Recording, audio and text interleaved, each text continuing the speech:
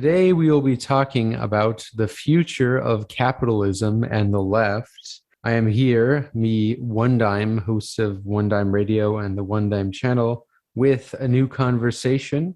And we are talking about the future of capitalism and how the left will deal with it, how they should adapt to it. And in particular, we're going over a book called Inventing the Future, Post-Capitalism and a World Without Work by Nick Srnicek and Alex Williams. I would say it was probably the most useful book I read this whole year, aside from Psychopolitics, maybe. What are your first impressions on this book before we start going straight in chapter by chapter? Sure, yeah. As you were speaking there, I was thinking, you mentioned the full automation, and they go through a sort of list of policies that have are running around in the discourse, and lots of different takes on them. And I think the book has itself an interesting take on it that doesn't seem to have sort of settled. It doesn't seem to be represented in the sort of the discourse at the moment, and it does sort of raise a few questions. And I think what I mean by that is, if you get the things that we're all familiar with, automated production, obviously agitating for higher wages, reduction of the working week, and UBI, all these sort of things. There's a lot of debate about it. Their take, what I took from the book, was that this. I mean, I think out in the world at the moment, that a lot of people sort of are on the left are a bit cautious about these policies. I mean, a lot of people aren't, but a lot of sort of there's a feeling from the sort of radical communist side of things that these might be taken as reforms, and once they're put in place, it might diminish the push from the working base for further reforms. But actually, Williams and Srnicek sort of put these policies, or frame these policies, in with radical ends in mind, I think, and make the argument that these policies would actually aid the working class in sort of providing them with greater face-to-face connection, with more time to grow sort of the organizations we need. And it's an interesting take that does appear to be missing these days. Yeah, I thought the emphasis on how to deal with automation and with how something like a basic income could benefit the left, and they talk a lot about post-work and stuff. We'll get into that a little bit maybe towards the latter half of the conversation, as they don't really get into that until about the fourth and fifth chapters, particularly the sixth chapter. But I will say just off the bat, because it is interesting that there are some people on the more revolutionary side that see things like UBI or reforms all negatively. I think there's this kind of tendency which I want to really debunk from the start, is that there's this idea that giving people a basic income will prevent a revolution because it'll just pacify people, like ossify them or whatever, which is completely delusional in my view, because if material conditions like that actually had a direct correlation with revolution, you would have saw like a revolution during 2008, probably now, like when COVID hit, right? Yeah. It's obviously clear that the economic conditions don't just, I don't think people being comfy is why there isn't like a revolution or something like that, or the fact that people merely struggling is why they'll have a revolution. I think ideology, the superstructure, plays a massive role in all of this. And I just want to like clarify off the bat that at least this channel, as well as neither of us, we're not here to sell you just ideology. I know there's some personalities out there who just want to sell like the idea of revolution, whether from a Marxist-Leninist perspective or an anarchist perspective. They'll be like, revolution now, demand all these things, or the ultra leftists, the anarchists who will say just abolish the state, abolish the family, full communism now, post-work, Hmm. anarcho-transhumanism. That's ideology. Okay. And we can want those things. We can want like ideals. We can strive for ideals, but there's a matter of like analyzing actual reality, which is, I think, what actual Marxists should be doing, because that's what the Marxist method is. It's a dialectical Exactly. materialism. It's looking at the contemporary material conditions and looking at the contradictions, which dialectics is about, of society. And I think that's important, because also the idea that a revolution is even possible in the I won't even dismiss the whole imperial core, because there's always France. You never know what the fuck France is going to do.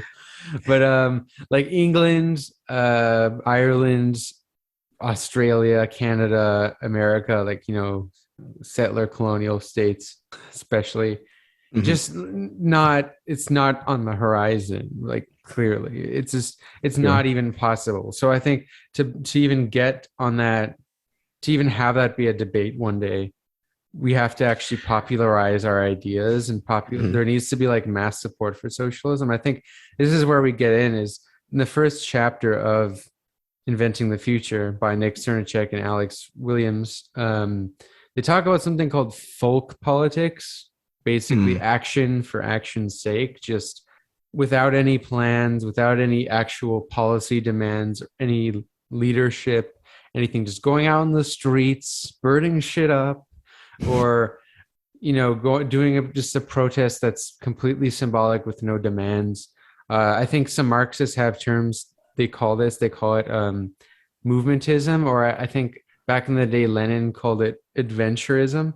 Hmm. Yeah. Um, yeah, it's a. What do you think about that? I thought that was just this is an interesting chapter. I'm like, to be honest, I took a lot of umbrage with it. I agreed with with the main principle, and I agreed with most of the sort of examples, but I did feel that they lumped an awful lot in there. Um, my my my personal take is I want it all.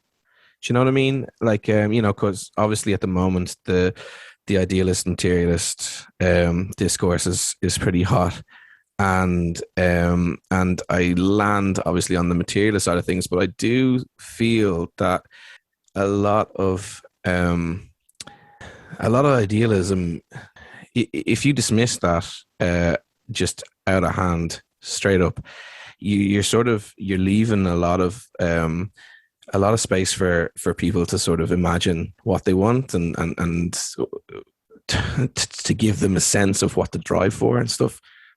So if you're just like condemning people for dealing in that sort of thing, I think you're sort of shutting down sort of a lot of what sort of drives people into these movements, and ultimately maybe hopefully lead them towards that sort of scientific socialist perspective. But even if they get there, I think sort of having ideals Yeah, while I agree. realizing to put them in place, it takes that material development.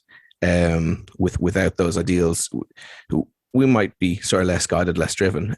So what I mean by I want it all, like in terms of strategy, in terms of like debates with reform, with revolution, with hegemony, with direct action, with sort of as Williams Srnicek are talking about, with the folk politics, with the prefigurative politics. I want it all. I want everyone who's doing what they're into to do what they're into. If they're sort of, I know you can sort of stretch beyond the core principle of socialism, and at that stage, there's a real debate to be had about the borders of what we want and what we're aiming towards, and in terms of pragmatist or pragmatic development going forward, there are big issues that people with from various views on socialism will bump heads, and big decisions will be made. But currently, like you were saying, like the imperialist core, there's a long road ahead, and I think, yeah, that's what I mean by I want it all. I want people to be trying everything, and I think revolution ultimately is something that takes centuries. And okay, at the moment we can't see a horizon now, but like, I don't know the exact Lenin quote, but years can happen in a day and all that sort of thing. We don't know when a rupturous moment will occur. Yeah, decades can happen in a week, and that sort of there thing. can Yeah, be decades where nothing happens, and the weeks where decades. a week where happen. everything. Yes, exactly. Yeah. Like Go on. I want to clear. I'm very not against utopian ideals. Like in the acid communism video, I talk about the need to imagine new futures, and I kind of hint at liking stuff like solar punk, stuff like different ways of imagining what post-capitalist societies could look like. I also talk about this in the upcoming next video called Planet of the Robots. What a workhorse. Yeah. Bloody up. And yeah, it's actually, I delve on Four Futures, that book called Four Futures After Capitalism by Peter Fraze. And yeah, they talk about like communism, socialism, and rentism, then like exterminism. Mm-hmm. And which is like neo-feudalism. Okay. Talks about. And yeah, anyhow, I'm very for imagining like these new futures, and they're good also just optically because it shows people alternative futures are possible, as opposed to merely going back to actually existing socialism or previously existing socialism, in the iconography. Like, I am for new futures and ideals, but what I don't like is when people have only the ideals in their head and Absolutely. anything and no way of achieving, like no way how to achieve it. Yeah. There's an element. There always needs to be a course of action. And also, I mean, there's this tendency, right? When settling for anything that is not the ideal is like seen as bad. It's seen as an obstruction to the ideal. Mm-hmm. I mean, there's many examples of this, like, people who think that basic like social democratic reforms are bad because they hurt the revolution. Yeah, I think that's problematic. And there's also, the anarchists who anything that doesn't live up to their stateless utopia is like bad in state capitalism. Like I heard that on the Cuba discourse recently. A lot of anarchists will say, yeah, Cuba is state capitalism. Yeah, I can imagine that. We should be against Cuba. And it's okay. Yeah, sure. Like most people, I think, like leftists in America or whatever, or where I live, Canada, or where you live in Ireland or in England, people, yeah, Cuba is not the fucking ideal. No shit. Okay. But like, that's the difference between a materialist, right? Is you see Cuba with its being near the United States, always with the possibility of internal sabotage or external even invasion. There's not, okay, they're just not in a place where anarchism is possible. You just they would arm and pay one faction to kill the other. That's that simple. Okay, like so that's what we need to think sometimes in this, not only in ideals, but also, yeah, of course, like the ideals are important for what we should be striving for. And I think the type of society Srnicek and Williams kind of envision is a bit, maybe some old school Marxists would call it utopian, because it's about like they're introducing that element, aren't they? Yeah, like it's just that need to look at the future. Yeah, exactly. I mean, it's very like pro technology. There's this kind of hyper left modernity. So it's basically right, like it's Trek culture to an extent. I don't know what I would call it that. It goes far to call it Star Trek culture, but yeah. I would just call it like, what we used to kind of envision to an extent of what a society with robots would be like. That isn't terrible. But I was talking to my mom yesterday over a pint and just asking her, like, what was sort of, say, in the 60s, what was it like?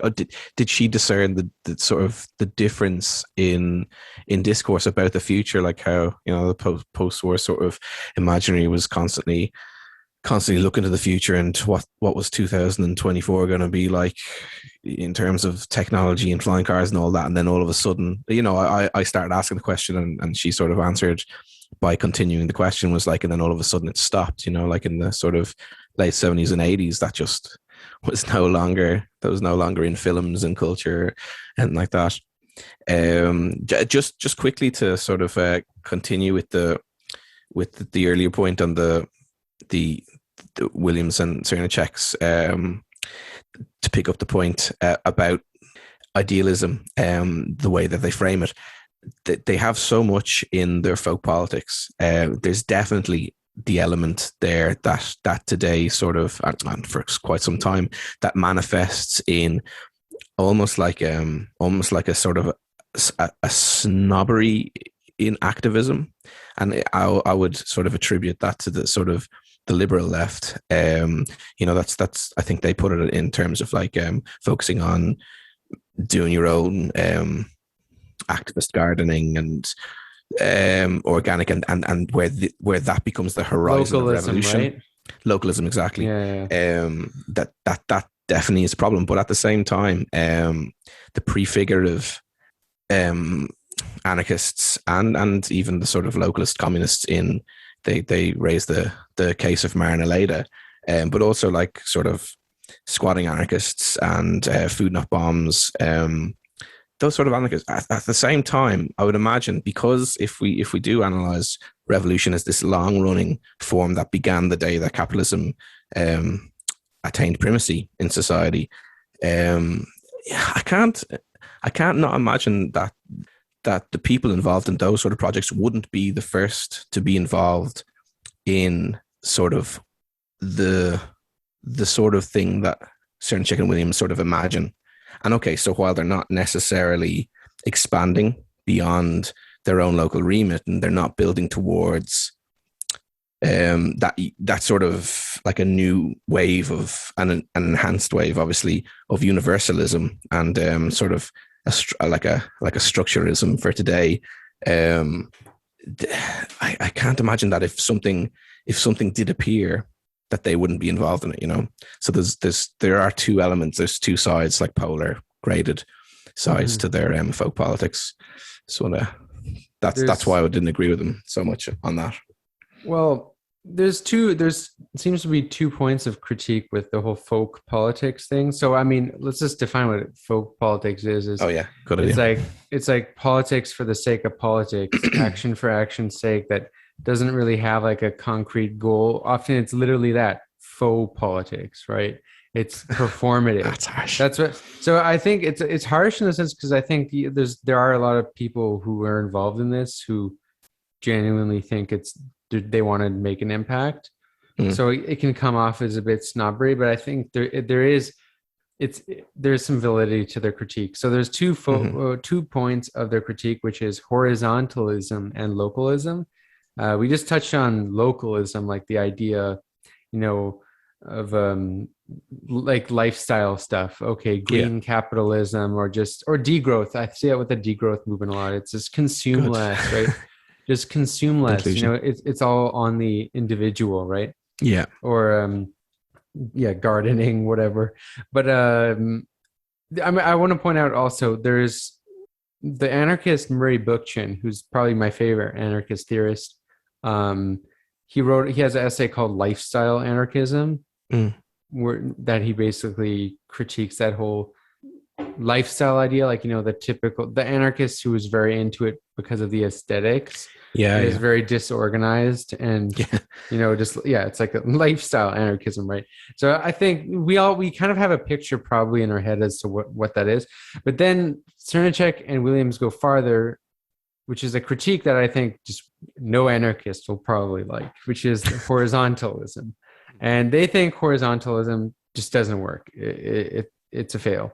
And they kind of see it as interconnected with localism, because if you look at a lot of the left movements or the supposed left victories in recent years, they're often like these local communes. So let's start with like the unsuccessful meme ones, like Chaz or whatever they changed the name Chops. a million times. Like these local, this idea of building Shoppy. Building autonomous zones, building communes, and didn't like some black guy die or something? There was a lot of problems in there. Yeah, a lot of problems happened with that. But let's just say that they see it as an escapist thing. It's basically like escaping capitalism rather than actually changing capitalist power. Now, there's some successful localist, horizontalist projects and they critique those as well, although they respect the achievements of them, like Chiapas in Mexico, which is Yeah. and Rojava, which are not entirely anarchist, right? Because it's funny. So much of these so-called anarchist projects aren't anarchist because they still have a state. It's impossible to avoid that, isn't it? But like, yeah, they don't call themselves anarchists. Like the Zapatistas in Chiapas, Mexico, they're usually like they're more libertarian communist, vaguely. And in Rojava, they follow Murray Bookchin's thought, which is not traditionally anarchist, but it's anarchic. And with like direct democracy and all that, free association. But the thing is they're limited, right? It's these small projects that don't ultimately challenge global capitalism and really are at the mercy of militaries. So like take Chiapas, apparently the president of Mexico literally visits there. Like it's like a tourist attraction for rich Mexicans. No, yeah, I can imagine. And it's like that's obviously not really successful, is it? And let's say Rojava, which is, that was like a really organic revolutionary movement, right? But they're also protected by the US military. Like what would happen if the US military just like fucked off and let the Turks kill them, right? There's a lot of dangers to all this stuff. And they're saying like this is just inefficient. Now they say like there's the derive for decentralization and all of that. Horizontalism kind of comes from the feeling people had towards the Soviet Union, the Eastern Bloc, which is understandable. So people kind of want the exact opposite. They want like full horizontalism. They just think it's just not practical. They critique it in Occupy too, like how they were organizing and Occupy vote with the assemblies, right? Voting on everything. I'm down with that critique. I have to be honest. I'm starting to I used to be a believer in direct democracy. Maybe it's more the specific form of it. So I just meant with Occupy as an end goal, right? As an end goal, I mean, you mentioned libertarian communist there. I think like any anarchist worth their salt is an anarcho-communist. But as an end, obviously the fundamental debate is like, is this a means or an end, or a means? I don't believe it is a means. Yeah. I really don't. See, even the communist example, like the outright communist example that they give in Maranelada, it ends up being the same situation. I think I would put it down to more of a sort of a zeitgeist feeling of what you just touched on. Not so much, including, but not limited to the activists involved. The sort of the push away from once Stalinism came to be known, the push against that sort of tendency in socialism. There's only so much that. That people can do with that sort of zeitgeist. Why Maranelada is so important is because, they probably weren't so libertarian, but they ended up being limited in the very same way. And I think as I was reading that chapter, I think what I was thinking was those in Chiapas and Maranelada, for their red and black differences, I don't see an enormous difference in some respects to the sort of occurrence of communist China, Russia, Cuba, Vietnam. It's just a matter of scale, and it's a constant ongoing revolution against capitalism, and where you can turn it back, you turn it back. And what's missing in the historic in those two scales, in the different time points, is that sort of, the idea is lost that we can connect with wider groups, and how it's put in the book, Srnicek and Williams put it. We need, for that to happen, horizontalism has to sort of slide away a bit. Yeah, I mean, that's the thing is. We might envision direct democracy as like an end goal, perhaps. But come on, absolutely, surely. I mean, like in communism or in the transitionary period, right? Like it depends. It really depends how it looks like, how big the country is. If it's territorial, I totally believe in it. But the thing is yeah, like horizontalism, direct democracy as just a means. So as in organizing, they're really critiquing how ineffective this is. So they give Occupy as an example of Yeah. how people would just spend like hours Yeah. the whole day just voting on things, and no one could decide anything because it's a consensus model of democracy. Mhm. Everyone has to agree. So if one person disagrees, they have to revote again. Like that just sounds And I like a think pain in the that's where ass. liberalism is seeping into it.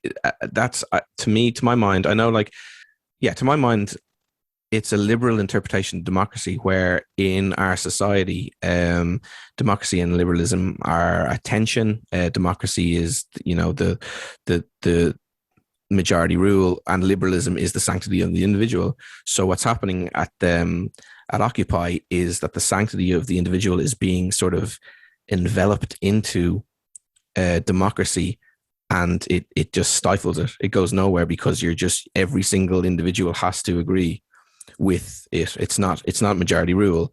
It's Yeah. unanimous consensus. I And don't know if I'd call it liberal just because liberalism doesn't even usually like liberals are usually very against direct democracy. Like yeah, yeah. virtually So all that liberal thought. But I but mean, that's my point. It's like I would just call it the sort of ultra liberal left. interpretation. I'm not down with ultra left so much. I like I mean, if you've got sort of in liberalism, you've got the left and right. Um, you got the left and right dichotomy. So do you might like by ultra left? Do you mean? Yeah, yeah. I don't know if I'm like. The idea that like we want these ideals and we can't only think of them as end goals, we have to use them to get there. So that's the whole idea, right? Is the whole reason why they're against representative democracy or like even a vanguardist approach is Mm, that they feel like once you do that, you'll go totalitarianism. Like, and I don't believe that at all. Um, I think so. They say if you want to have direct democracy as the end goal, you have to do it now.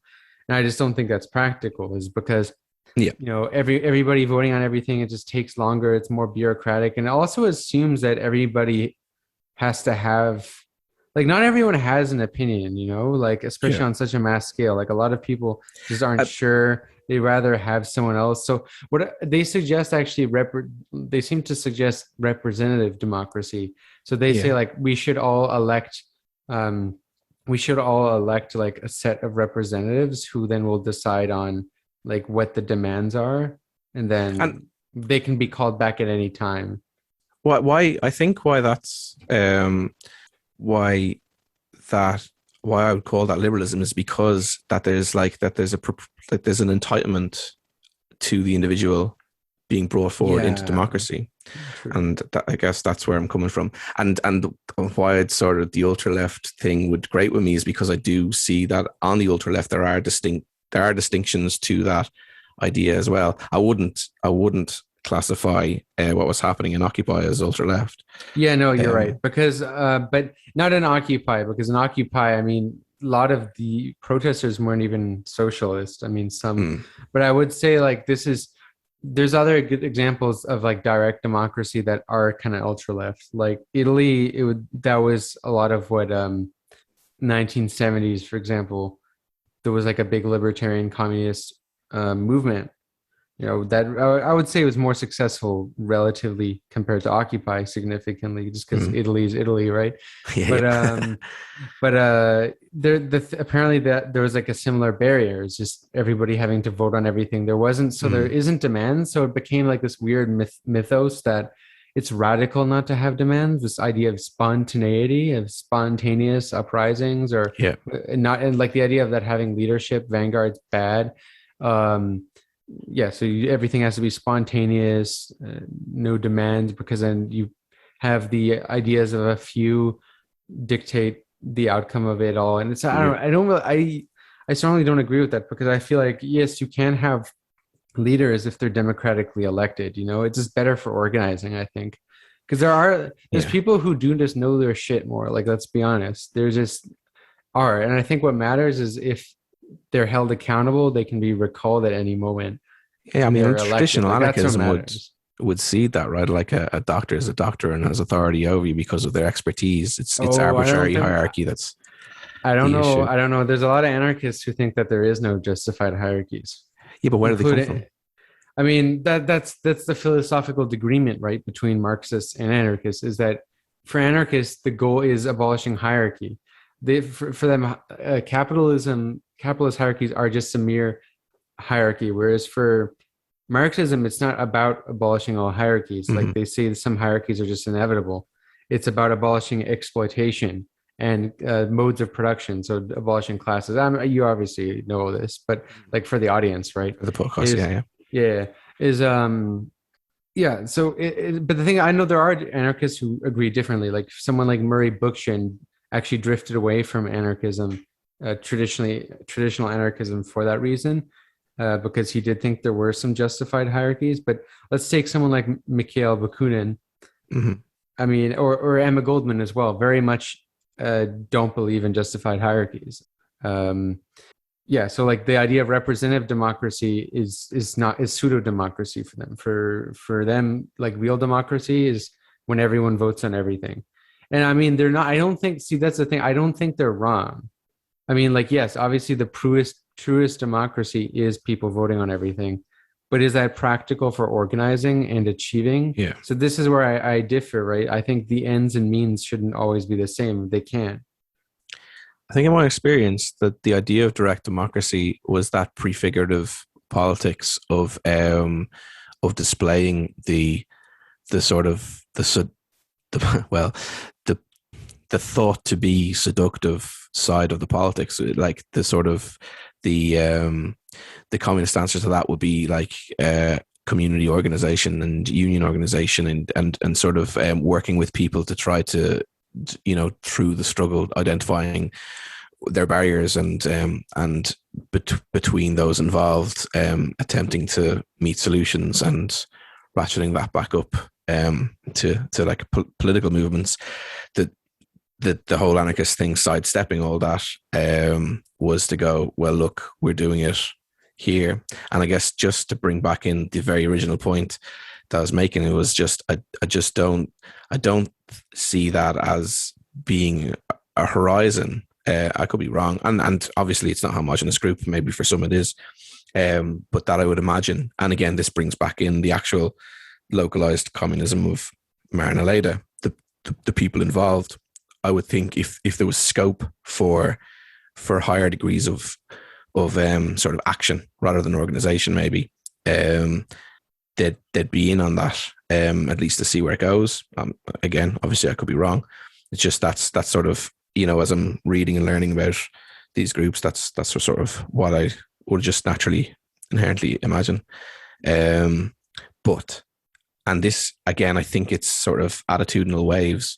Oh, there's a person I can't remember who said it, who talked about waves of movements, and I think on the horizon. Who's that? So there is. No.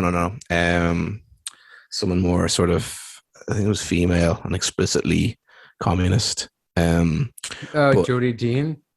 No. Jodie Dean's another theorist I really like, who is actually echoes a lot of the same ideas as this book, except that she's more of a Marxist-Leninist. Whereas the people here are not Marxist-Leninists, but they are Marxists. Yeah, she critiques the idea of horizontalism as well, so it made me think of that. And well, the point where I'm going there is I just think that in terms of attitudinal waves, horizontalism is probably seeing its day, I would imagine. You know, starting sort of in the 80s, really coming to fore in the 90s and the bridge of the millennium, whatever, fulminating in Occupy, and in the vacuum since. I think that's where you've seen the sort of like an actually looking at Marxism, sort of emerging in that sort of gap, in that space that where horizontalism, like in practice, failed. And obviously it's a sort of a rhetorical struggle at the moment, but I do think that and again, this is something I could be way off the mark on, but I do think that there's like the space is opening up rhetorically for sort of looking at non-horizontal modes of organizing the left. Yeah, I will give credit to horizontalism on one thing is I think it's effective for stuff that's illegal, like basically hacktivism, like anonymous. I thought that was something interesting is the fact that you can't that's one thing about horizontal movements like anonymous or even like take something like Black Lives Matter Yeah, or Antifa, right? Is you can't really shut it down because there's no leader. it's not a group. So there's that's the strong point of it is that it works. And that Like the Secret Service or whatever FBI can't just fucking destroy it. they so can press on it and it's all of a sudden somewhere else, like Where Schrodinger's cat or whatever. yeah, whereas like that, so it works for like illegal stuff, but like But that's what I mean. That's what we should be using everything.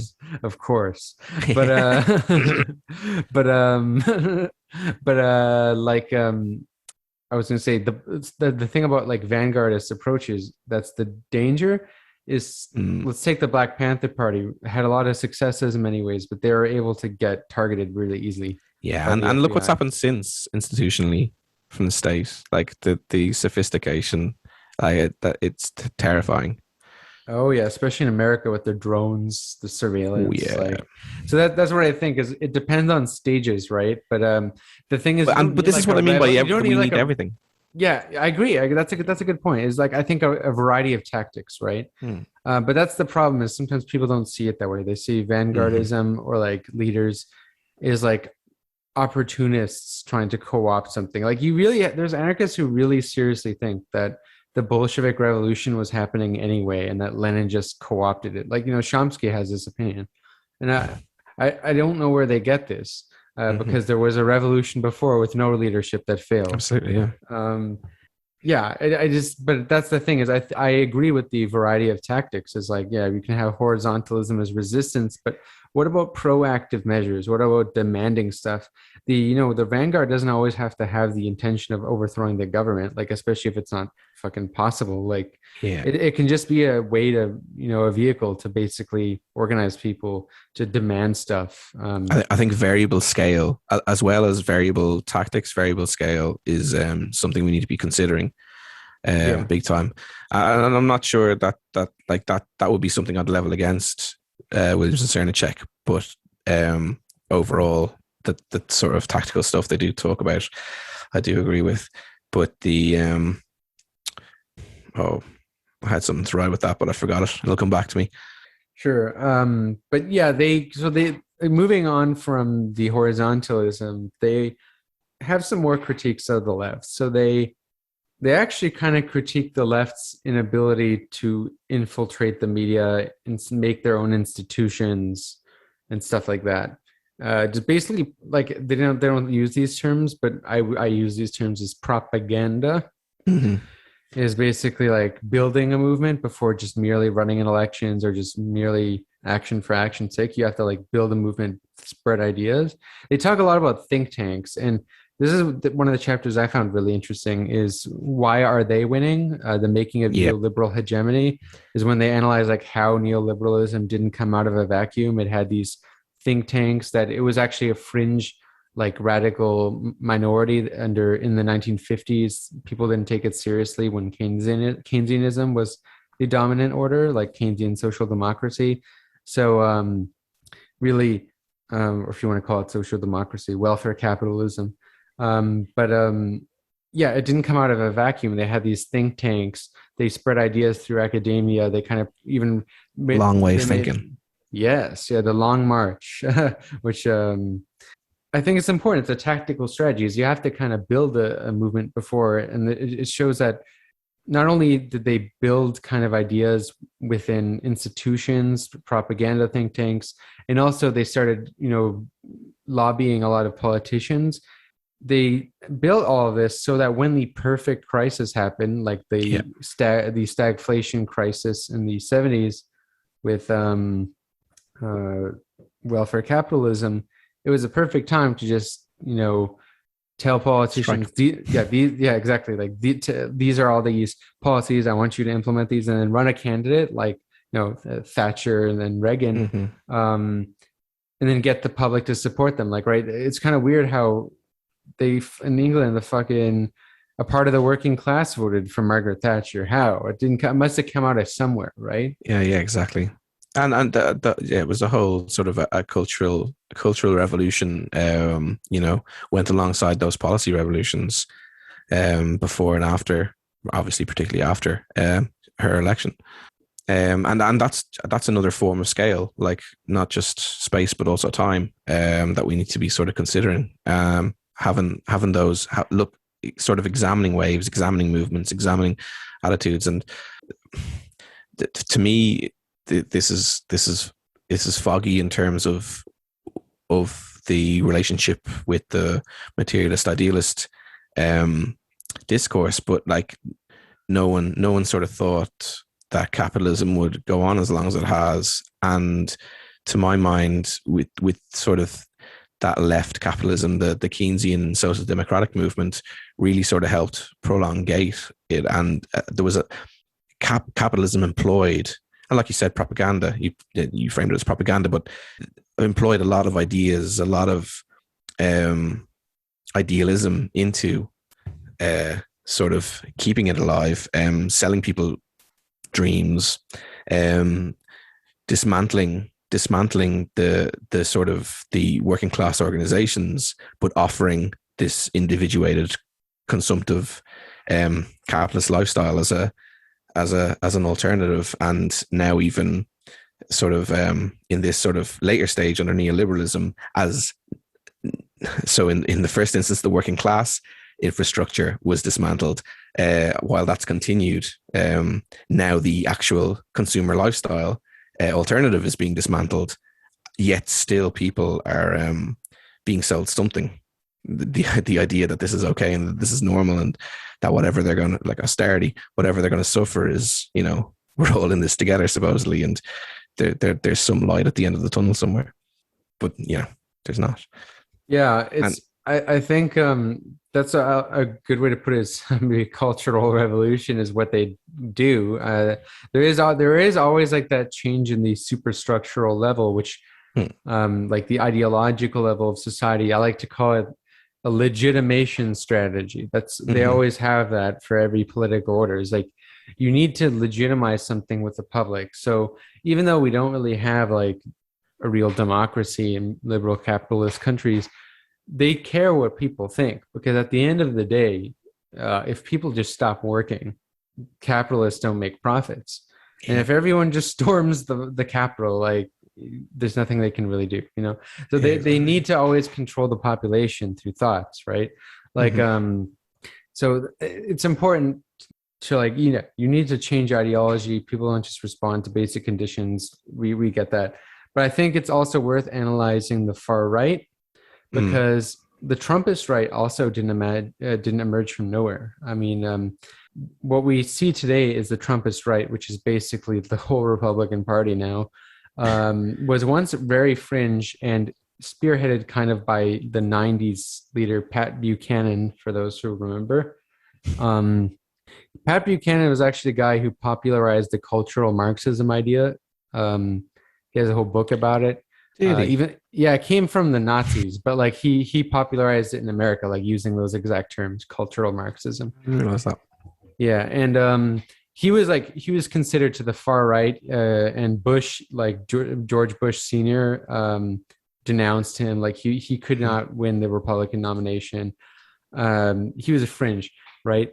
And he was a fringe for a while, and then there was the thing is the right was working underground for a long time. People like Steve Bannon were making documentaries here and there, like Generation Zero. That came a lot later, but they do this like far right propaganda that was very, very, very reactionary. Took a very different rhetoric, more overtly racist, more overtly Islamophobic than like neoconservatism before, and we saw something like this emerge with the Tea Party, but even the Tea Party, it was too radical at the time, right? People thought that the Tea Party was a laughing stock. Yeah, exactly. Yeah, exactly. But now they're the Republicans. Like the whole Republican Party is the Tea Party. How did they get there, right? They didn't. If they ran those candidates back then, they wouldn't have won.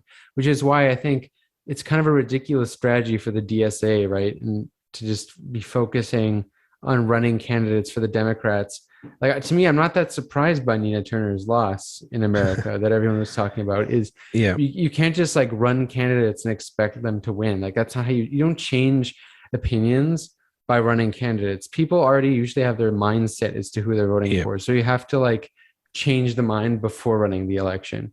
You know, you pick battles you can win and create the conditions in which you can win. So In yeah, the like the far right, you use the internet, right? They took advantage of crises like the anti-SJW shit, right? Or yeah, whatever. Like but the so go on. Yeah, sorry.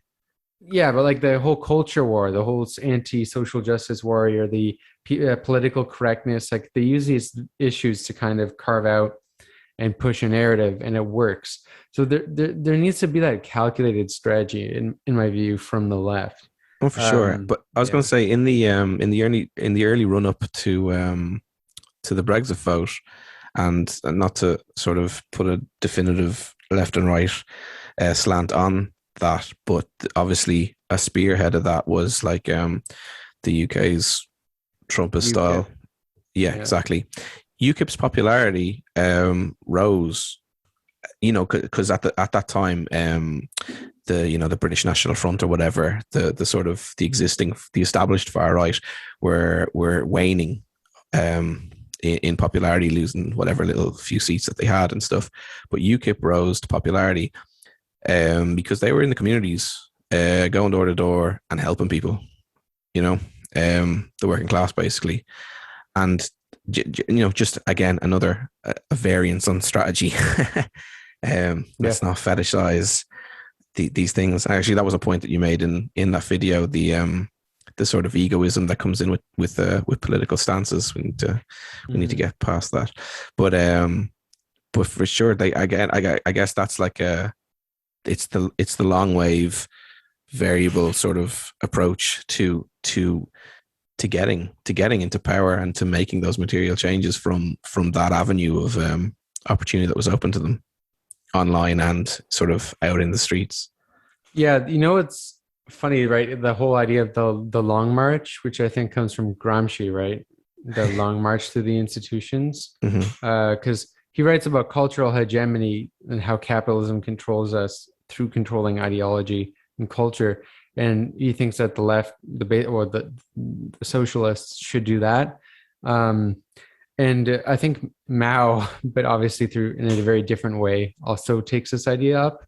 But I find it funny because the right always has these conspiracy theories about the left. They trace back to Gramsci and also the Frankfurt School. They talk about the Long March. They say, see, the Marxists are taking over the media, the universities. They're trying to impose it from the top. They're trying to take over all these things and spread. I wish if that was only the we case. fucking had. I know. It's like I've been saying, like the way they did. And they say, and then they have this grand plan to take power and abolish the conservative parties and prevent us from running in elections. And like, fuck, But mate, that sounds like a rhetorical utopia. mask. Yeah, it's the rhetorical mask over the culture war. This is the frontier we should be fighting on. But the irony, right, is I know some left people will say, oh, no, that's not true. It's all a conspiracy, which it is. But then they'll say like, oh, no, like the left isn't like that, whatever. Maybe it should be that. Yeah, it's like there should be this calculated approach. I think there's still this, as you mentioned before, I do agree there's this lingering liberalism in a lot of people's consciousness, which still believes that you can really just change society with rational discourse. Like, I mean, there's some serious like intellectual philosophers who believe this like bullshit, like Habermas, right? Habermas is his whole like weird revisionism. He believes in this idea that like marketplace of ideas. It's like a fancy way of saying marketplace of ideas. Like it's his idea of public communicative sphere. action, right, in the public sphere.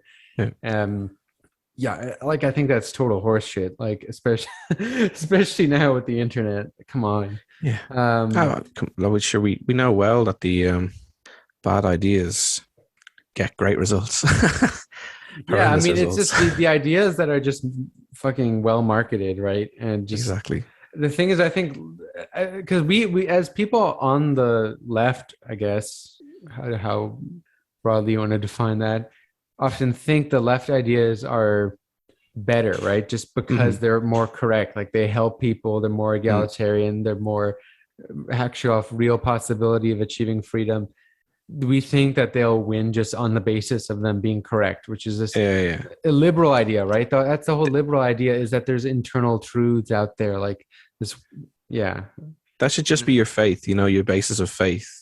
But it's like, no, I mean, if you, I don't know, like my experience of just localized group dynamics, you could like talk great stuff, but there's zero reason for anyone to believe you. And actually, like in terms of sort of Marxism, one of the, you know, reading Marx and you're going, wow, look at that. That's that historical evidence, that like, so the scientific socialism, look at this. You know, it's really powerful stuff. It's just like when you're relaying that to someone, it's just like, yeah, but why would we listen to Marx?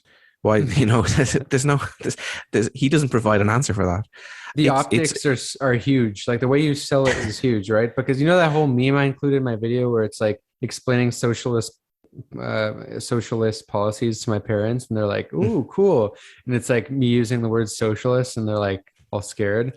Yeah.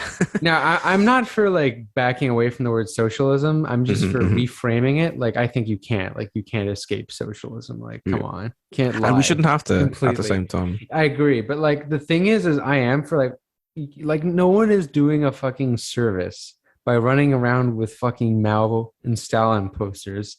And I'm sure there's like parties that still do this. Like someone in my Discord was telling me about how like the Communist Party of Great Britain was like running down London with these huge fucking posters of Stalin saying socialism now, and it's like Jesus fuck.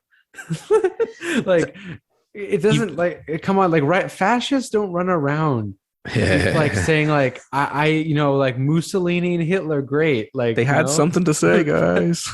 I know, and I'm not saying like fucking Stalin, who I do not really, not that fond of myself, but I know he's obviously like no way nearly as fucking evil as like Hitler or Mussolini. For sure, it's the implications. That's how people Stalin, view it, right? That's how people exactly. Yeah, exactly. We have to understand that. Absolutely, but it's so. I think the mistake is to take theory and to run with it as an identity. Instead, take theory as your tool set. You know, like a fucking plumber doesn't show a picture of his tool set and go, "These will help you plumb your plumbing." Fucking take your tools and go to a fucking house and fix the fucking plumbing, or in sort of. In the field we're talking about, go to a house and find out that they've got issues with plumbing and help them together put some pressure on fucking landlords to fix the fucking plumbing. That's socialism in practice. Like that's how you're. Get I like that unions. point about identity. I mentioned that in the communism videos. If you make politics your identity, it's not just problematic optically, right? Because, for example, let's just say your ideal point is anarchism. Like that's like your ideals. You go around selling that to your average American, they are not talking to you for like less than a minute. Like anarchists, you're fucking like. But even what's happening between the left, it's like, I have read this and I really like this, and I'm not reading what you've read that you really like. That's what I was also adding. It's bad psychologically, like not just optically, because you start people saying statements like, as an anarchist, I think this. As a Marxist-Leninist, I think this. I believe this. Like it becomes a fucking religion. Like exactly. It's like they use the political label like as if it's like their race or something. You know, as yes. I'm a capitalist because I live in the capitalist system and I have no access to the fucking means of production. And because the dialectical manifestation of capitalism means that I'm working class, I'm a capitalist. I would like to be communist and live in a fucking system of communism where we've all got access to the means of production. But until that point, that's just something I'd like. Yeah, it's like exactly. Yeah, my technical actual position is, and also it's so bad to have like especially niche labels. You know, I don't shy away from calling myself like a communist to other leftists or whatever. I was being flippant. Yeah, no, I know you agree too, but like, I mean, in terms of the very specific labels, like, Hmm. because ultimately, like Maoism, But that's the identity Marxism, Leninism, thing. That's the yeah, identity but point it's that I'm making. exactly that, and that's what I'm elaborating is that Hmm. it's merely different ways of getting there, and the thing that when you make that as an identity, it's problematic because you also like disregard the other people who Hmm. don't have I'm that not same reading your book. identity. Yeah. Yeah, I'm as an anarchist, I'm only allowed to read Kropotkin, Emma Goldman, USSR are bad, right? And it's also problematic too because it's just so un-Marxist, like it's unmaterialist because like It's identitarian. not all strategies are fucking applicable in one area. Like let's take Lenin, right? That's why I like Lenin a lot, you know. Hmm. Is he Lenin is like I'm not a Leninist, I'm a Marxist in Russia, right? Yeah. Fair, right? Like did his politics make sense for like a third world peasant country like ravaged by war? An illiterate population, you know, yes, I would like to think so. You know, but like does that mean his first of all, Lenin's what Lenin says isn't Marxist Leninism. Marxist Leninism isn't even it This wasn't even comes invented after. until Yeah. Stalin actually. But like does that mean like like everything is universal? Like fucking Exactly. no, right? Like we Take need the new tools and strategies. then go Yeah. find the issues in your place. Yeah. Exactly. And I've that's I think there's no coincidence why we have yet to see like any successful revolution in the imperial core. I mean, there's Mm. like failed revolutions, right? There's Germany, Poland, Finland, a couple. But like we haven't really seen a serious revolution in the imperial core. And I think it's simple. Like, well, I mean, sorry, it's not simple, in that we can't expect like these labels to be universal, but a lot of people do, and it's problematic, right? Like, let's say even one's an anarchist, idealist, in another country has a different system, and you'll just like bash that system or even perpetuate American propaganda about it just because it doesn't meet your ideals. I mean, like that's just not solidarity in my Hmm. view. Like for me, like you know, the Cuban system doesn't really match up entirely to my ideals, but like I'll always have solidarity for Cuba. Exactly. You Yeah. know, yeah, like that's I'll even look at like the yeah, whereas you don't see that with the left. I guess that it doesn't need that much elaboration on my end anymore, I guess. The I've got a note here. I can't remember what they said in the book, but I've got a note here that says, "Is dual power obsolete? Do the two boys say dual power is obsolete, or is that In this some?" book, Yeah, yeah. where is that quote? No, I've just got the quote just fucking floating here. Um, I don't know, did they say it or well, not? the point is we need like diversity of strategies. That's what I really For got sure. from this. Um, where's the dude? Doesn't the idea of dual power come from Mao I thought the Soviets were an or example of dual Lenin? power. Yeah, it's Lenin or Yeah, yeah, Mao, yeah. one of them. Lenin. Yes, I think it was Lenin. But yeah, no, of course. I mean, that's something. I think that's another book, right? Like State and Revolution is such a good Hmm. book. Like this, everyone should read. I think anarchists Not should got read there it. yet. They would be List. surprised that like Lenin's actually pretty sympathetic to anarchists in the book, even though he does bash them a bit in one part. But he's actually like he respects the anarchists because they have the same goals as the common Exactly. as the Marxists. But he's like where he hates the social democrats, like the Yeah. people who call themselves That's socialists, the yeah, of course. They're not. like the Yeah. SPD who ended up fucking killing Rosa Luxemburg. Exactly. And that still exists today. Let's be They should honest. be your boundary. Absolutely. That whole there's a whole problem with that today. Like there's the Hmm. so-called democratic socialists who like what There's just our call fight. yourself a social dem, you know, like it's annoying. Yep. There's a lot of opportunism and they're really vague about what their socialism is. They say we have like a long we want a long democratic road to socialism. It's like, okay, like what's the socialism? Because Yeah. it is like, okay, like there's a climate collapse, But you know, see, there's not much time. this is leading to a lot of Srnicek and Williams policies in the book, to my mind, like Yeah, that that's a good time to get into them actually. improving workers lots relative to the capitalist lots. I mean, that's the essence of social democracy. It's just sort of upping, decreasing the inequality, and obviously with the idea that, I mean, you've got Biden going on about trying to break break the trusts now. Yeah, that won't happen. I guarantee. No, of course not. Of course not. Jesus. He's like Google was like his third biggest donor. Like, yeah, can you imagine? Fucking hell. No, it's nuts. But the what is it? They're appealing to the heyday of early healthy competitive capitalism, where everyone, you know, really did actually have sort of an entry level chance at sort of growing a business, expanding, and it's really, it's like, it's a romantic capitalism that they're appealing to, social democracy, because I mean it's romantic, which is worse, may I add. That system was actually worse for workers. It was better for disingenuous. It's better for small business owners, but like that competitive capitalism, which is actually what Marx is writing about, that kind of capitalism, is actually worse for workers, because the more competition you have, the more wages are driven down. Absolutely. Like, there's far less stability for workers with zero access. So like anyone who still thinks that that's better, it's fucking not. This is like where maybe you can say, like, just jokingly, like, I have an accelerationist tendency. Is I actually see like this development into like really monopolistic capitalism is kind of positive. Yeah, no, absolutely. Because it's We've said this before, haven't we? Amazon. Yeah, we have, like, fucking fantastic if it was. Yeah, well, public. Amazon. Yeah, we can just make it part of the post office. Yeah.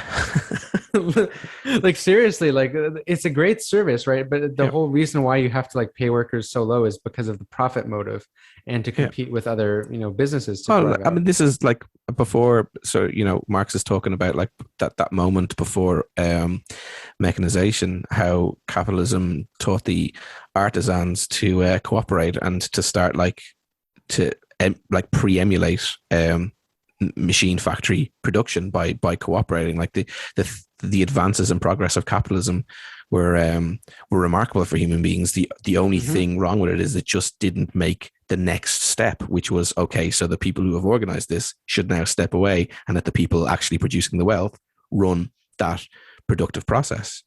That's the only issue. So Amazon fucking wherever, I don't know, whatever meager or otherwise beginnings that it has come to the point now where it's just where it and its other peer companies are just buying up startup companies and shelving them, and it's just this constant assumption of companies, and the real true meaning of monopolization. Just now make the next step. Like Bezos shouldn't have quit and allowed another CEO in place. He should have left the workers in charge. And you know, well, you mean, I think while I'm for like replacing small businesses with small worker cooperatives, which is basically most businesses, I think like companies like Amazon are way too big to be worker cooperatives. Like, you would basically instantly make every worker worth $1 million almost. Well, you're on your way to a moneyless system with that move. But, yeah. Well, that's what I mean. I think it's just like publicly owned. You know, I was just going to say there's a big conversation to be had about what the state can be, why it is, what it can be, and. Well, you can technically have public ownership without a state. Like, I'm not saying you can abolish the state in the transition. Like I said, I'm not a full anarchist, but you can like have public ownership without a state. Like Catalonia did that; they collectivized agriculture without a state, and even without actually forced collectivization. It was a pretty interesting experiment, actually.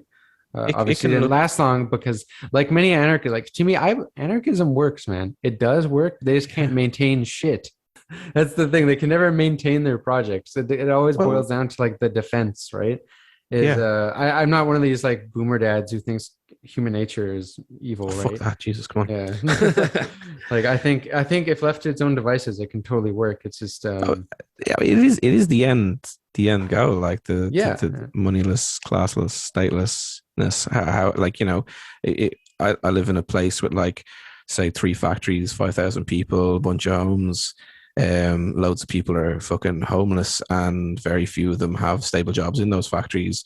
You know, the all the ingredients are there. Just fucking swap out the owners. I'm not saying this is the path to revolution. I'm just like hypothetically, if the material conditions were in place for this to happen, you swap out the owners. You've got people employed in a stable situation, only producing what their area sort of fucking needs, like in terms of the matchup between human entities and resources, that gets balanced out. And you obviously you extend past that point involving other areas, blah blah blah. But just in that situation, that organization, that anarchist organization, without the sort of the reactionaries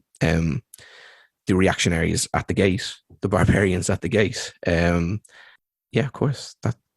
It's like what's happening now with the so-called, it's kind of happening everywhere, isn't it? Like with the the labor shortage, because wages are too low. People are just very not exciting. I find this really exciting because or interesting, at least. Yeah, I mean, yeah, it's like yes, small businesses are crashing, but like all you would have to do is literally implement a law that basically forced small businesses that are going bankrupt to hand it over to the workers. So like, okay, people don't return to work, hand it to the workers who are there, because that's the thing about small businesses, right? Is unless they have small wages, because that's the only way they can compete with other enterprises with more capital, they have to drive down wages, whereas that's not the case if it's a cooperative. Yeah. So like you would yeah, but I think that brings us back to the policy thing, and sorry we left off. I was about to bring that too. Is I was about to say, like, I think the important thing this book really tries to bring back from Marx is the idea that capitalism brings about its own end through its own contradictions, and it kind of, as you're about to allude to, is it sort of sets forth a variety of policies which could transition us to socialism and intensify the contradictions of capitalism. See, this is what I'm struggling with, because, and that was the point I started making out, was that, as sort of ultimately worse off for the working class, the social democratic policies were Keynesianism, the policies that these guys do put out could easily fit in like a neo-Keynesian agenda. Yeah, they could, but I think neo-Keynesianism can only revive capitalism for so long, right? And exactly. I think Keynesianism wouldn't work the same way as it did back then, because you can't. I don't think we'll get a Keynesianism of nationalizations. Like I don't think nationalization will happen because it's upward economic growth, right? So they can't do things to stifle growth. They won't do more. I don't even think they'll really wealth tax corporations. Like I don't even see that happening. They might just do corporate taxes, which are easily available, but not wealth taxes, right? Because that's where that's the real taxes that matter, right? But even if the Democrats and fucking Labour in the UK or whatever, the left side of capitalism started like advocating policies to decrease inequality, I mean, there's even sort of the likes of UBI in isolation is still quite popular among right-wing politicians. Yeah, it is, like Andrew Yang, right? yeah, exactly. So go on. I agree. Like I think it's for me. I don't think UBI will arrive actually. See, if it doesn't arrive from a left-wing demand, which obviously I think a UBI implemented by a left-wing popular government like would come alongside things like probably a higher employment policy, or probably would be a more generous UBI. You would also get things like socialized housing. You would get a bunch of other things. But with a neoliberal agenda, I think it's inevitable anyway. Like the Liberal Party of Canada is considering UBI just because there's consumption rates are just too low. Well, this is Capital Volume 2, isn't it? And I think you mentioned it earlier. You still need markets. Yeah. And that's the thing, is they're just going to hand people money to spend. I mean, that's literally what the fucking governments did during COVID, right? Is capitalism would have literally completely imploded if they didn't give people money or pay people salaries to an extent, because they need people to go buy bullshit. And that's just that's how the system perpetuates itself. But the thing is, why I'm in favor of this nonetheless is because for two reasons. Okay, I'll say number one is because it's three reasons. It intensifies the contradiction of capitalism, because when you give basic income, you actually encourage automation. So the reason why automation doesn't occur at a faster rate is because our wages are too low. Now, because it's cheaper, right? It's cheaper to just pay someone poverty wages basically to work instead of investing in machinery. Um, Whereas companies that are bigger, like you see Walmart, IKEA, and McDonald's, they're more starting to replace people with robots because they can afford it. Small Yeah. businesses can't because people basically like the minimum wages are just so fucking low. And this is the thing is we're in a dilemma, right? We can't really be anti-automation as the left because if we just want full employment, then we have to sacrifice low, like a job cut. Yep. So Yep. if we want higher wages, which I think we should, we have to accept that there's going to be inevitability of higher unemployment. So, you know, it just probably will be the case is there's going to be more incentivized to replace people. But this is where UBI comes in and it gives people a way to start thinking about what post-work could look like. Because UBI under a even Keynesian or neoliberal government wouldn't be enough. Definitely wouldn't be enough under but it would give people more bargaining power. I think that's why they're so afraid to do it, to be honest, is because it gives people like freedom and it gives people the perspective to start realizing what they're capable of actually achieving. That makes sense. Oh, and yeah, absolutely. I think, so that's the idea that it does steer politics into a post-work direction. Now, the third reason is because I don't think full employment is possible in most of the imperial core. Now there's a lot of disagreement in this. So like people like Richard Wolff, they're not really big on UBI. Richard Wolff is actually for full employment and encouraging worker co-ops. I agree with the worker co-op part. And obviously full employment would be better than not having anything, like obviously, right? But the thing is, I don't think that's actually possible because there's just less statistically there's so much less jobs to go around compared to before. I mean, a lot of the new innovations that are occurring today just aren't creating jobs. Like take social media, like Facebook, Snapchat apparently employ like under 1,000 people. Yeah. And shockingly low. Yeah, it's really, really low. There's not many good jobs being created. I know some people will say, okay, what about clean energy? I'm sure that can create jobs, but I doubt enough to create full employment. I think the only solution you can get full employment is if you gave everyone full employment, but you had everyone basically work multiple jobs, but low hours. Yeah. Like that'd be the only way I could see that happening because I'll take Canada, for example. I know in Canada, there's like a huge shortage of jobs and the state has become the third largest employer in the country. Creating essentially superfluous jobs. And it's not just Canada, we've seen this. David Graeber writes about this a whole lot, then bullshit jobs, how in like America, there's this like a whole like field of jobs that are completely unnecessary and things like advertising, things like middle managers, bureaucracy, PR, like so much bullshit that we don't need. So like, do we want more people that work like bullshit jobs or can we just like... Hang on, sorry, were you saying those jobs were created by this public sector or in Canada? They're private jobs? In Canada. Okay, so in the US it's private. In Canada, I'm speaking specifically like the state jobs are, like it's the public sector is the third largest employer, but in general, like including the private, there's a whole lot of bullshit jobs out there. Like, advertising, middle management. Yeah. Fucking a lot of data analysis jobs that can be replaced apparently. Like there's a whole lot of like bullshit data jobs that can just so easily be computerized. Excel could probably do it. Where's that stat? Sorry, before I was going to finish. I've been on for a while, but there's that one stat where I'm trying to find it, where he talks about the amount of jobs that are susceptible to automation. It was something like 47 to like 82% of all jobs. Yeah, I can't remember, but it was. Yeah, it can be because you looked at the field studies, and that's like the estimate range is at lowest is 42% of jobs could be automated, and at highest it's like 80 something. Or no, at lowest it's like 47, and at highest it's 80 something. But the point is that that's a whole lot. Like, let's see, even if 40% of jobs automated, you're dealing with like huge structural unemployment.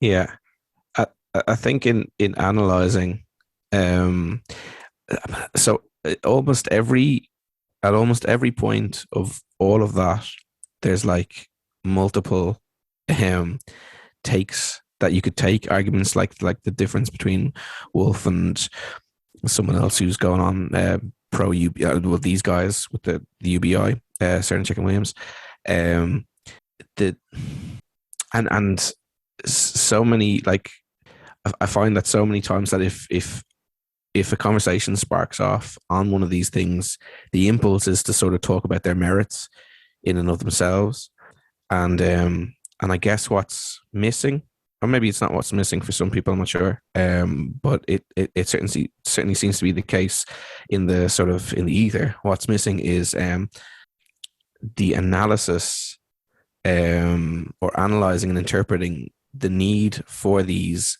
couched in the context of communism, but that in itself, saying that isn't simple. It's like, okay, so as a communist, are we talking about how do these policies and what level of the context do we need to be sort of talking about right now? Of course, we're not. Okay, so you can think about full automation and full employment, what those two factors mean in a communist ideal, but that doesn't get us there.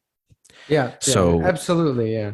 Well, I mean, there is like sort of a path, right? Because with higher bargaining for higher wages and having UBI, they both cite that would actually intensify automation. It would increase it, because they were saying like, if wages are just too low, the rate of automation will still happen, but it'll be low. It'll just be a slower bleed. Whereas if you ask for higher wages and want a UBI, it'll make automation process go faster. So like they're saying, like, we should actually strive for full. They say kind of like a little bit jokingly, like full unemployment instead of full employment. Obviously, they don't believe like full unemployment, but I think they mean like they want. It's that flippant. What are we working for? We should be working only less. Necessary. Yeah. So like, I don't think they're not for like abolishing work entirely. They're for abolishing work as a necessity. So like, you'd be working for extra money. So people who want to like buy more shit, whatever, like let's say it's a capitalist society or like a socialist society where it's like collective cooperatives or whatever, making stuff, providing certain services. Yeah. You have to work more. Let's take Marxist system. Even doesn't even have to have money. Okay. Like labor vouchers. You have to work more to get more labor vouchers so you can get more services. Right. But like, you don't have to work just to like survive. Whereas under capitalism, you do. And to be fair, under existing socialism, you did too. Like, they're very different contexts, right? Less wealthy, less automation, less cybernetics, not much resources at their disposal. And they had to industrialize. So like, in order to give people like the free housing and the free healthcare and the free education that they got in the USSR, you had to work. But like, the point is like, obviously like it's different in the future. The conversation about like technology and automated work is, I mean, to be fair, a bit of a moot point. Like if we were talking about it, 1,000 years ago, I mean, where I'm going with that, the technical, what we want to do is provide enough material goods for everybody within the means of the planet. So at any stage in history, the technology exists to do that. At any stage, it just not according to Marx. I mean, well, like, didn't Marx? That's why Marx thought it was only possible to have revolutions in like countries that were wealthy enough, like England, Germany, the United States, and I think that was it. In a macro sense, and without going towards Malthus, like the I suppose the point that I'm getting at is like you can have the conversation about full automation at any stage in history. You're just talking about the tools that exist at that given point of time to produce as much as you possibly can without to meet people's needs. Balancing, I suppose what you're doing is balancing people's needs, people's freedom, and the planet's resources. So the actual chat, like a detailed chat about what full automation might mean, is sort of a moot point, because in an ideal situation, I know it's an ideal situation, you're employing, you have the workplace democracy to have the conversation openly about what technology is needed and how to employ it among those involved directly in order to, well, to then in that context decide what full automation looks like. Does that make sense? Mm-hmm. I mean, and also like let's consider like back then, automation in Marx's time was like the steam engine, or whereas now we have 3D printers that can literally, well, this is my point. Yeah, that can create 3D printers that can create just about all kind of things. And now actually they started 3D printing houses in Germany, which is Cool. pretty incredible. Obviously, like the 3D printing will provide more abundance depending on the level of like natural resources that exist on Earth, but still, it's huge nonetheless. I just want to mention a quote. Yeah, so they cite like a field study, so that looks over the other studies, all the other studies of potential automation estimations. And they're saying, so the estimates suggest that anything between 47 to 80% of current jobs in the United States are susceptible to automation in the next 2 decades. 2 decades. We need to own that shit before. I know, and that's the whole thing, right? Is like automation is scary as hell under capitalism, but it's a dream under socialism. Like, you're not plagued by the scarcity problem. There's and you can really deal with the greater freedoms that Marx spoke about in high phase communism and Critique of the Gotha program of beyond the realm of necessity, right? Going beyond the realm of I mean, what is it like? This is sort of touching on Marx, but it's certainly not like, well, I guess it's a paraphrase, but like with the labor from our hands and our head, we provide for each other, and the head implies our technology. So it's not like the virtue of work; it's the virtue of creating a system of production that is not capitalism. Yeah, that everyone has access to. Yes, yeah. So I want to add something that you just, or actually, do you have something you want to add? No, go for it. This reminded me, just because there's a lot of theories out there about how capitalism will end. Actually, before I get into that, so we were talking about full automation. So yeah, I think we should embrace automation. I think there's some old people with the older communist or older union mentality that are very adverse to this, and they favor full employment. Like, I'll take the Communist Party of Canada. I was a little bit disappointed. So hang on. Sorry, that clarifies my point. So full automation and full employment is the same thing. Do you know what I mean? In an ideal situation. So the conversation is couched in capitalism, in the capitalist situation, and that follows with the issue of like demanding these policies and demanding increased wages and stuff. Where I'm struggling with their strategy is, how does this escape? How is this not just social democracy? Does that make sense? Yeah, I think we can get to that.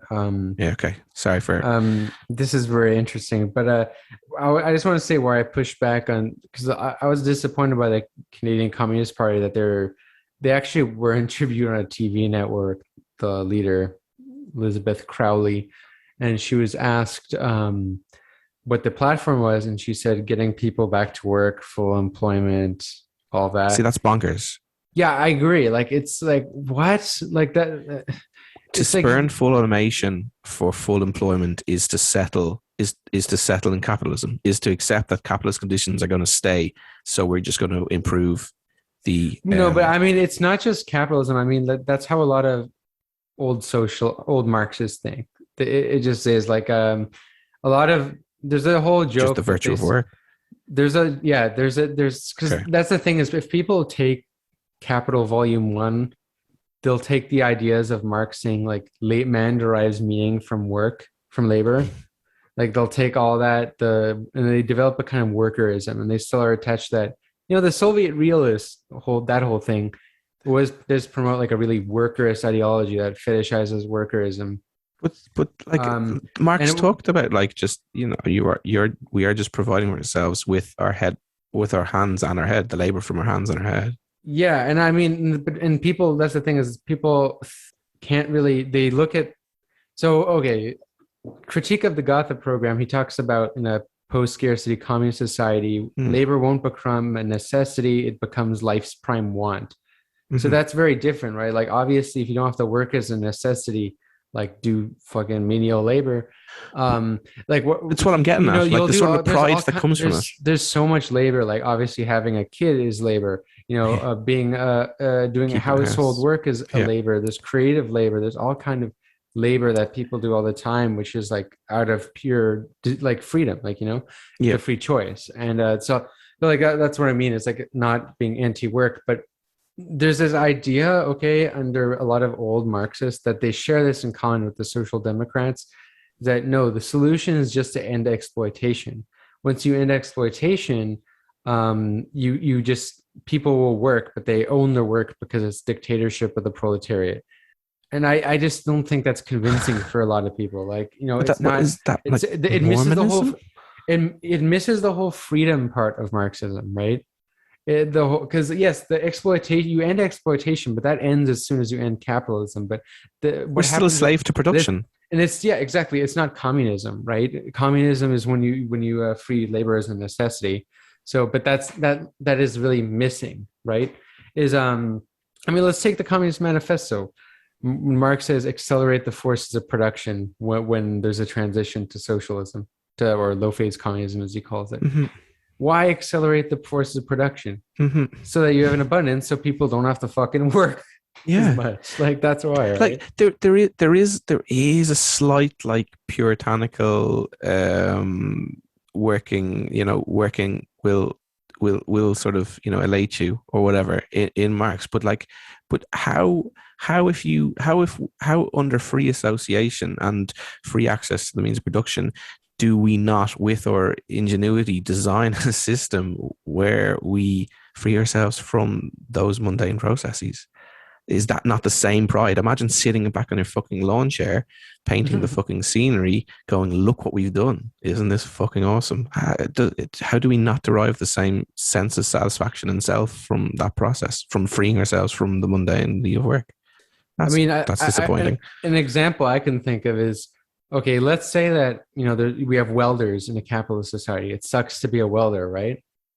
Then from the view of like the orthodox Marxists, I don't even want to say orthodox Marxists, but you know what I mean? Like the current I call it vulgar Marxists. Okay. But like, because not all of them are like that. Or even, it's not just vulgar Marxists, but like the social democrats have this the unionists have this vision too, is, okay, for them, it's just, for the Marxists, it's to abolish exploitation. And once the labor is like everything is collectively owned or worker owned, however you want to frame it, everything is fine. The welder is happy because he's being a welder in that society. No, he's a miserable fucker because he's a welder under the capitalist conditions that necessitates welding. Manual welding.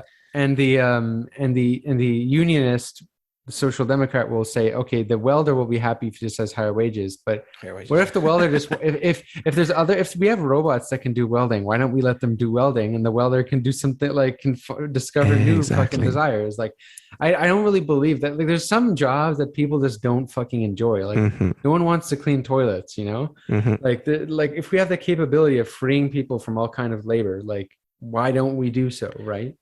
It'd be interesting to know how that attitude developed, like its etymology, because it just I've not ever come across a reason to think about reading Marx. I can see it just because, like, to an extent, but it's not necessary. I don't see it from reading Marx, but I can see how people who are Marxists who think that, because just look at Soviet realism, right? Like the paintings are just, it's the idea of worker pride, being proud to like be a worker and all that. Like, I get it. That has a time and place in a revolutionary context. Yeah, and especially as an antagonistic relationship with capital, or like as a country that had to work its way from being like a dirt poor country to a semi-wealthy country, right? So good point. So like, whereas it's different when you're the imperial core, right? That's already Yeah, past the okay. Here we go. development. Yeah. That's Yeah. a good point. Yeah, I got it now. Yeah, that's my point. Mm. Now you asked something else is like how do we get, let's just say we get things like basic income, automation.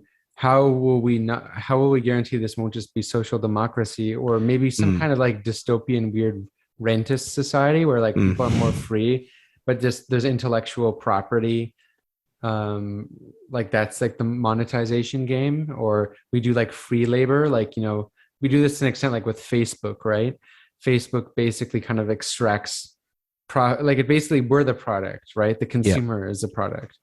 um we could just move into a weird society like that, but this is where you get into different theories. Is there's some people who think that capitalism's tendency towards automation will bring about its own demise. Like there's Paul Mason, right, of author of Post Capitalism, who thinks this, and also Zero Marginal Cost Society by Jeremy Rifkin. Both, well, Jeremy Rifkin's an economist. I'm not sure about Paul Mason. I think he's just a commentator. But Apt. it's they're both decent books.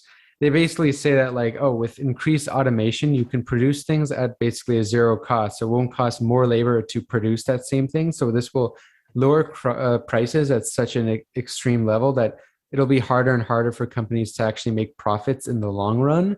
And then for them, like capitalism just won't make sense, because we can produce these things at zero Yeah. costs and there's less profit. Why even have this system? But obviously, like I think, like obviously people who are in power on the capitalist hierarchy will Yep. continue to want to perpetuate that. So they'll find other ways of monetization and stuff, like probably virtual information capital, whatever you want to call it, like different ways. I think that's already happening to an extent, Yeah, right? exactly. Yeah.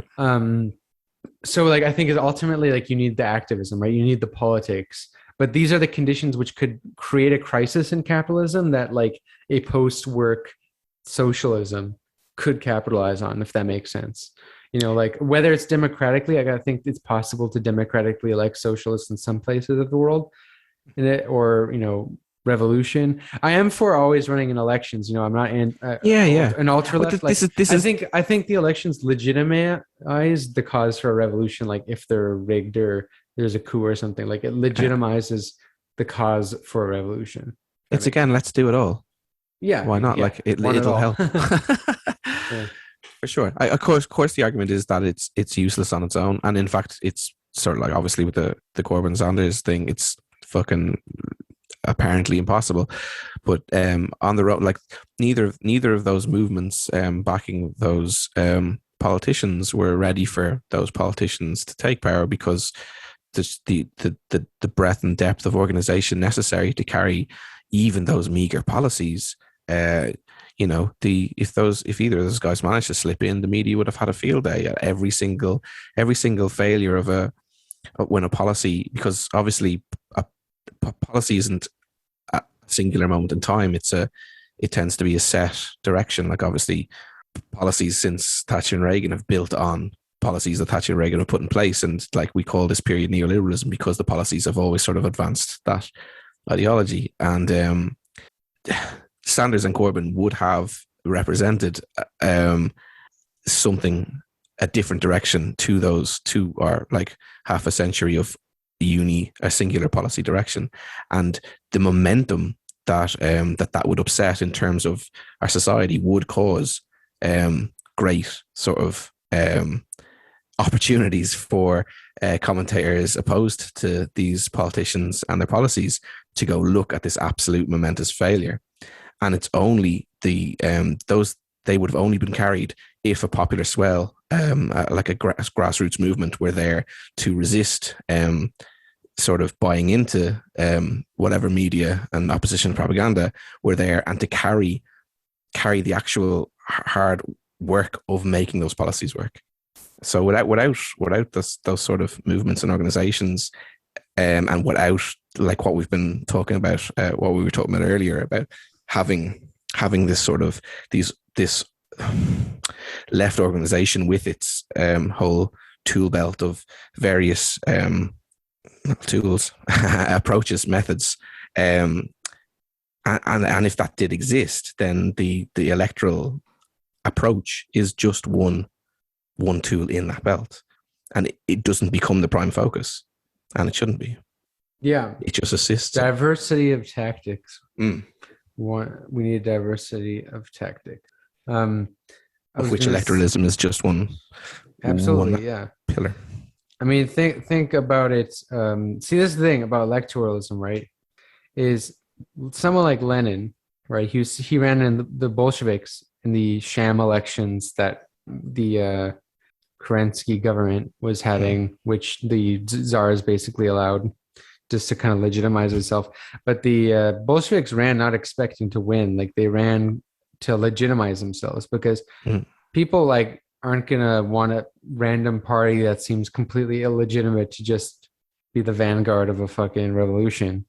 It's not how you build trust, right? You have to legitimize yourself. So that's what I see as electoralism can be useful. But the thing is obviously people twist these words of Lenin to kind of say, oh, that's why we should vote for Biden. That's a real thing. Like that's a real thing happening. And I can't believe it. It's just so ridiculous because it's like, it's not nearly the same thing, right? Like, yeah, Lenin's approach there is couched in that specific time and place, and like you've sort of talked about, like scale, history, scale, time, space. That provides the context for employing the theoretical tools.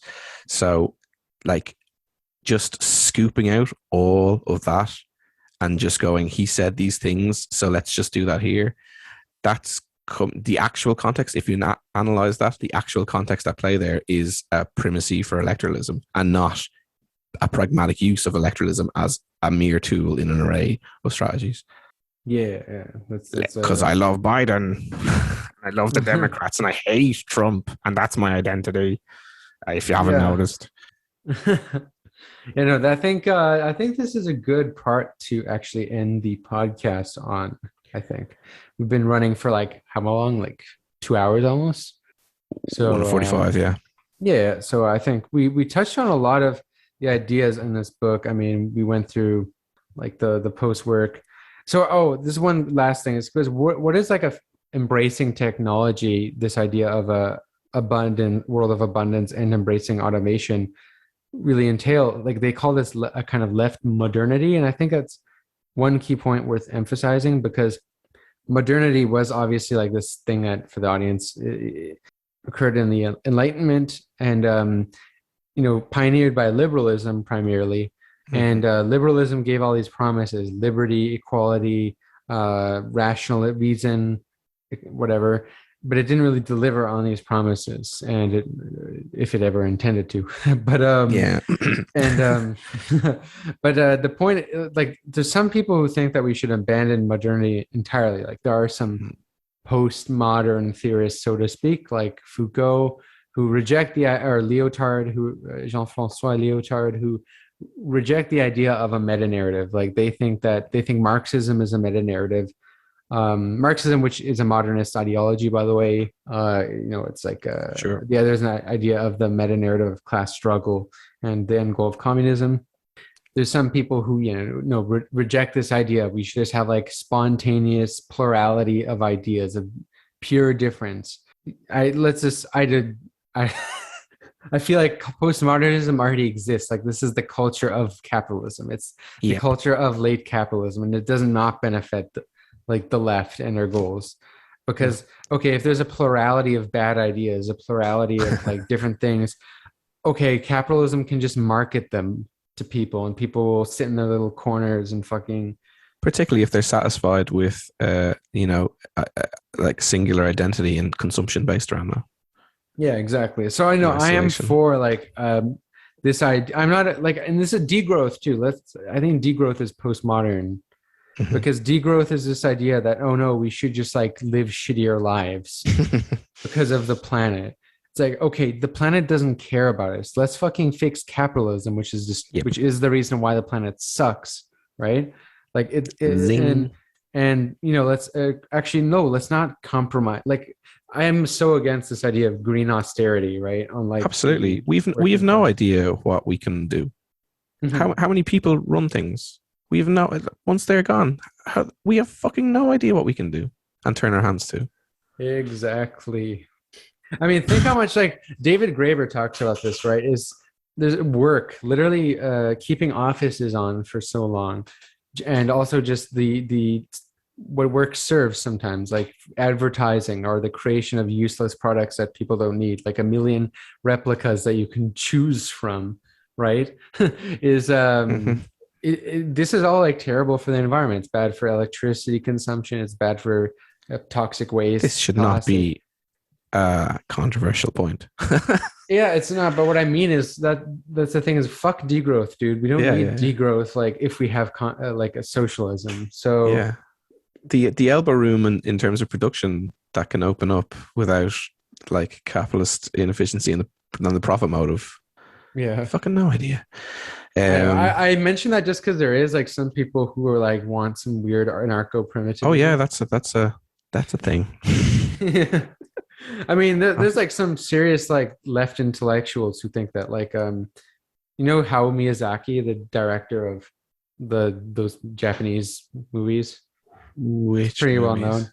Okay, it's not going to make any sense. Spirited Away, like okay, he's like a intellectual leftist. Like he used to be part of the Communist Party, but he kind of after 1989, like every boomer, he like was like, no, I don't know about this Marxism, man. Yeah. And he started thinking like that, turning into like this kind of anarcho-primitivist spirituality. I think that's something. Yeah, it's kind of annoying. I don't know, but that's a thing. Let's just say that's the thing, and we should be against that. We should be against that. And Marx is a liberal, and this is neo-feudalism and other sterling ideas. Yeah. Anyhow, that was a great conversation. Absolutely. If you enjoyed this, just let us know. You can in the comments section share your thoughts, share it around, please. And yeah, peace out. Cheers.